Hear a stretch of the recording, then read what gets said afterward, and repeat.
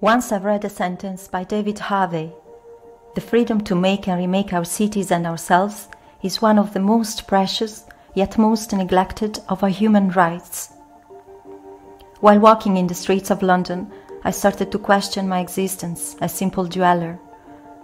What is the agency we have in making the reality of our city?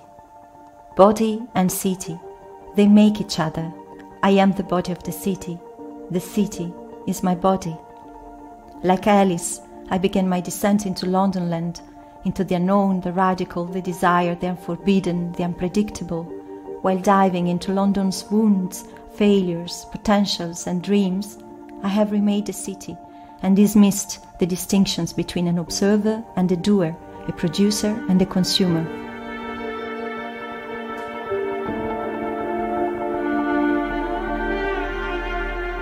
The bridge is a border between grounding and suspension, stability and transition. I let go of my side-centered knowledge. I walked at a slow pace with my eyes closed, awakening the receptivity of the other senses. I surrender to that suspended condition, to become a boundless continuum with the river, with the breeze of the air, the smell of water and the sound of its flow. The protecting postures and attitudes of the others ignited a desire for reversal, for spreading and liberating postures, to feel the spaciousness of that open horizon. Re-embodying the bridge regenerated my sense of existential stability, a confident and balanced embodiment of complementary and opposite strengths and goals, so as to ground and soar, to take roots and fly at the same time.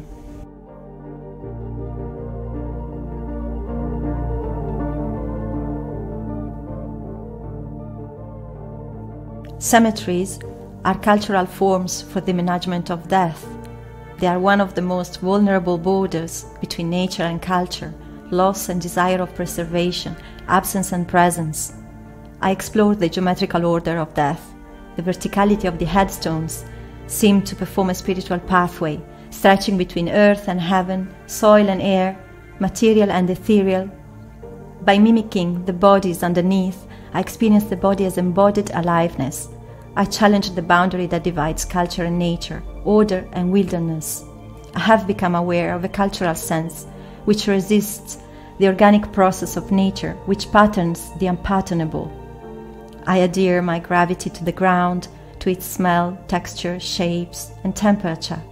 This place turned into a place of organic change and transformation.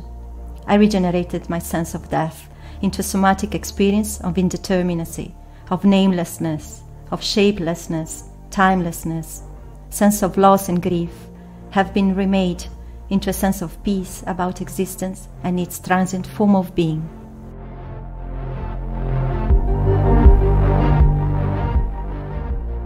My practice caused the public and authorities to react with vulnerability and resistance.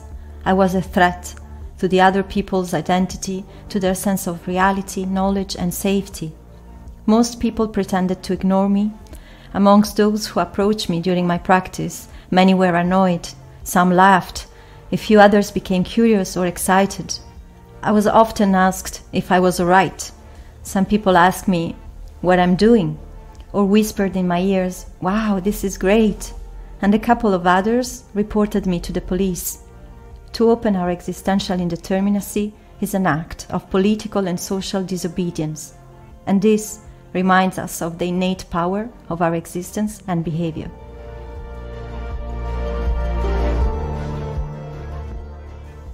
Unused spaces in the city, spaces with no prescribed function, practice, or regulation, are known places. Their existence offers a stage for a fluid and boundless being yet to become. This border between identity and anonymity, somewhere and nowhere, offered me an experience of unexpected lyricism. I entered the wilderness of an artificial desert with no behavior required or expected. Within this blank space, my desire was to embrace unwillingness. My body became the unnoticed leaves, scattered, lost, and taken by the wind's will. I entered an experience of trance and loss of temporality. A sense of loneliness and emptiness, first felt in that place, regenerated into a sense of depth, and being in a temple to visit one's own inner desert. A sudden beam of light from the sun left my body in awe. I sensed grace, offered by a greater will, transcending and disarming mine. I reconciled time and eternity, the human and the spatial, the physical and the ethereal.